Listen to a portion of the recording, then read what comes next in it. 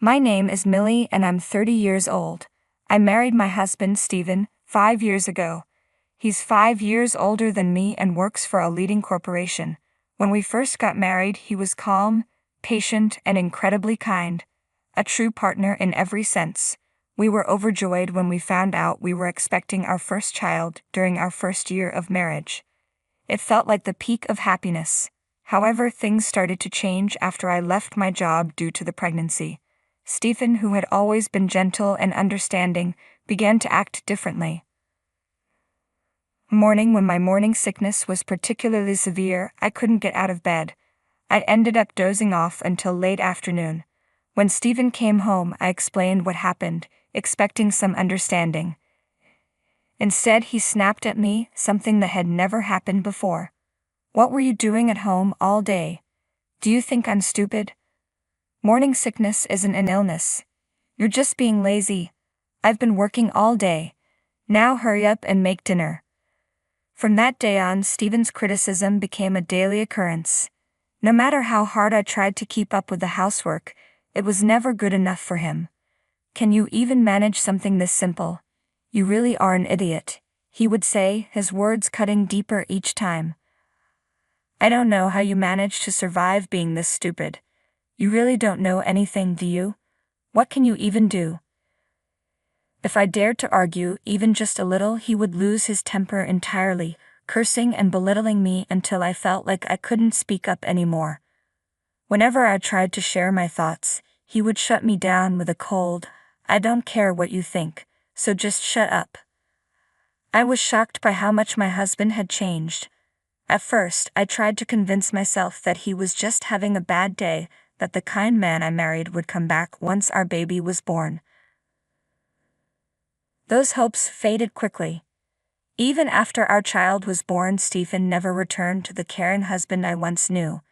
Yet, despite everything, I couldn't bring myself to hate him. I loved him too much to admit that my marriage might have been a mistake.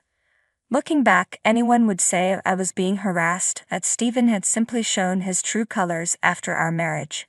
But at the time, I couldn't see it. I blamed myself, thinking I wasn't good enough, and began to fear that he would eventually abandon me. 5 years have passed like this. We now have 3 beautiful children, but Stephen only gives me $500 a month for living expenses. We live in company housing, so rent is deducted from his salary, and our utility bills are paid directly from the bank. Stephen insists that $500 is more than enough, but with the cost of milk, diapers, groceries, and daily necessities, it's barely enough to get by. I've had to dip into my savings from before we were married, but those have now run out, leaving us in a very difficult situation. When Stephen comes home from work and sees the cheap dinners I've prepared, his anger only grows. When Stephen sat down at the dinner table and saw what I had prepared, he sneered. "What is this? This is dinner. Can't you cook something more decent? You're home all day doing nothing, and this is the best you can manage. Can you even cook a proper meal?" I tried to explain that I didn't have enough money to buy better ingredients, but his response was cold and dismissive. I give you money for living expenses every month. It's a housewife's duty to make ends meet. That's what real housewives do. You really can't do anything right, can you? Stop wasting my money, you parasite." His yelling seemed endless. On top of everything, Stephen had been having an affair for years. At first, he tried to hide it, meeting his lover in secret, but lately he didn't even bother to conceal it. Despite all of this, I found myself still afraid that he might leave me. It was as if I had been completely brainwashed by him. Every day I was overly sensitive to Stephen's moods, and the only comfort I found was in watching my children grow. But even that small solace was tainted by the reality of our situation. I wanted to dress my children in cute clothes, but I couldn't afford to buy any. When my mom friends invited me to lunch or tea, I had to decline because I simply couldn't afford it. It was one thing for me to miss out, but I felt terrible for my children. Stephen would always claim that $500 was plenty for any housewife to make ends meet. Yet the moms around me seemed to live without a hint of struggle. They were always well-dressed, lively, and their children seemed happy too. With each passing day, I lost more confidence in myself, believing that I was a failure as a mother and that everything was my fault. But then, one day, I made a bold decision. I confided in one of my closest mom friends about what was happening at home. When she heard my story, she was genuinely shocked. "None of this is your fault, Millie. Your husband is completely wrong. What he's doing is harassment, plain and simple." I had never even considered that Stephen's actions could be harassment. "There's absolutely nothing wrong with you, Millie," she continued. "You're neither stupid nor incompetent. You're a wonderful mother." Her kind words gave me the courage I needed. I decided it was time to stand up for myself and negotiate with Stephen for more money to cover our living expenses. When I broached the topic with him, his reaction was as harsh as ever. "What are you talking about? I'm giving you more than enough. When are you going to stop wasting all my money?" "But the kids are getting older," I explained. "There are things they need, and I need money to spend time with their friends' mothers too." "Not a chance," he snapped. "You just stay home. Take care of the kids and do the housework. Don't try to act all high and mighty when you're so incapable." His yelling upset the children, and they started crying. "Shut them up," he barked. Before I even realized it, the words slipped out of my mouth. "I want a divorce." I was shocked at myself. I had never thought about it seriously before, but now it just came out. Stephen looked stunned for a moment but quickly regained his composure. "Do you really think you're in a position to demand that, you parasite? Fine, I'd be glad not to see your miserable face anymore, but you're going to pay back every penny you've squeezed out of me." He started calculating. "That's $500 a month, so $6,000 a year, which makes it $30,000 over 5 years. And of course, I'm keeping the children. Get the $30,000 ready, and then you can leave on your own." With that, he stormed out of the house like nothing had happened. I collapsed on the floor, hugging my crying children as tears streamed down my face. My youngest was only 11 months old. How could I possibly come up with $30,000? But even more pressing than the money was the need to protect my children and figure out our next steps. I felt like I would rather die than be separated from my children, but I no longer had the confidence to endure life with such a terrible husband. Overwhelmed by the situation, I finally reached out to my mom. My dad had passed away while I was in college, and the house where I grew up no longer exists. My mom now lives with my brother and his wife, which made it difficult for me to rely on her.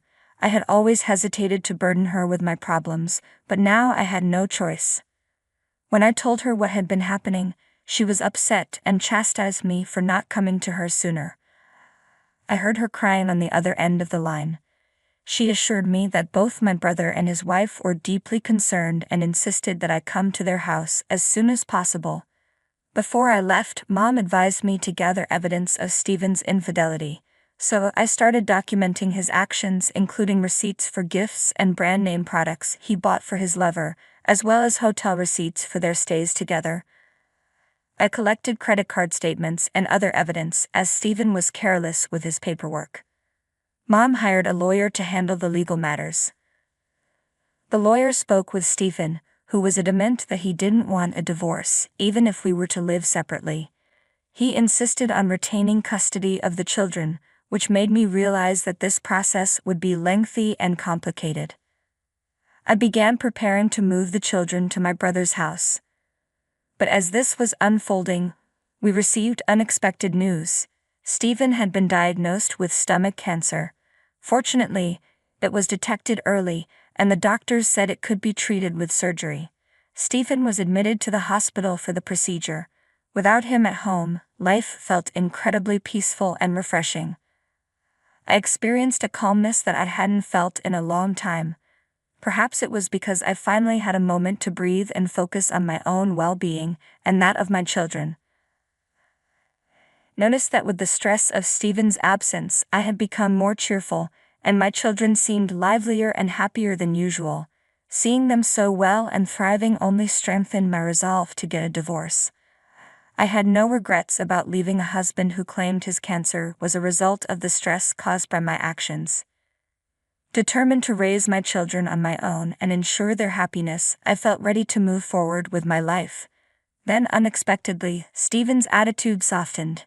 He expressed a willingness to divorce me, claiming that his cancer and the threat to his life had made him realize he wanted to start fresh. He wanted to reset his life and leave behind what he deemed unnecessary, including me and our children. It was clear that even in such a dire situation, Stephen's focus was solely on himself. I was taken aback by his callousness, particularly his dismissive attitude towards our children. Despite this, I saw no reason to reject this opportunity to finalize the divorce. I acted quickly to complete the process before Stephen could change his mind. He no longer seemed to care about maintaining a relationship with the children, so I asked him to sign a pledge stating that he would never see them again. While this arrangement was convenient for me as it meant I would not receive child support, Stephen agreed to a substantial financial settlement. I also demanded compensation from his lover. Finally, I was able to finalize the divorce. Stephen, concerned about public perception, told his colleagues and neighbors that I was the one who left him as soon as he fell ill. I was frustrated by how selfish Stephen could be, but more than anything, I was relieved to be free from him.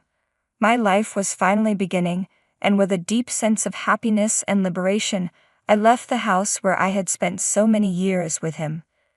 Shortly after my departure, I learned that Stephen had married the woman he had been seeing for years, who apparently worked under him at the office.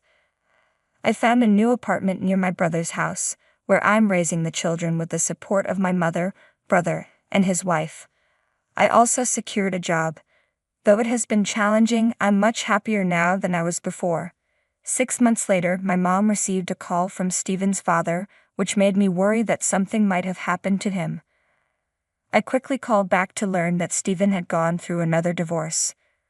Fortunately, his cancer had not recurred, and he was in good health.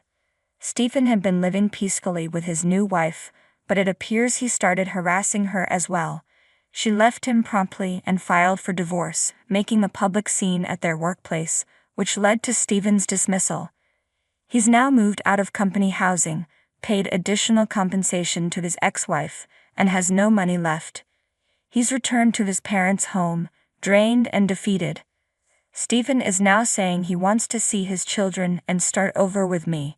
His father, unable to bear seeing Stephen in such a state, decided to reach out to me. I felt a surge of anger at the thought of Stephen's selfishness and the disruption he's caused. Finally free, I was stunned when Stephen appeared before me, as if from a ghostly apparition. After years of infidelity and his new marriage, he had been divorced within 6 months. Entirely his own fault. Now, instead of showing any remorse, he wanted to see his children and start over. Who did he think he was? Who was the parasite now? I was at a loss for words, struggling to control my anger. I told Stephen I never wanted to see him again before hanging up. A few days later, as I was heading home from work, I was shocked to find Stephen waiting for me in a park near my house. My heart nearly stopped when I saw him. He looked pale and exhausted. For a moment, I didn't even recognize him.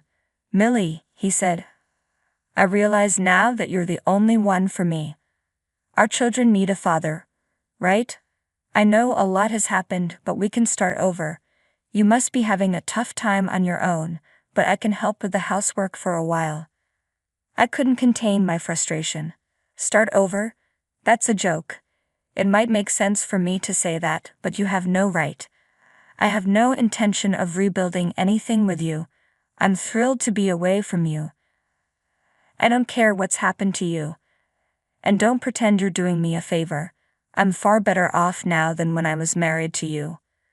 Stephen stood there, stunned, his mouth hanging open.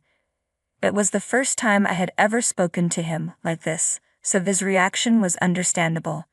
"Just leave," I continued. "I don't know how long you've been here, but if you think you can waste your time like this, why don't you find a job or something? You're an adult.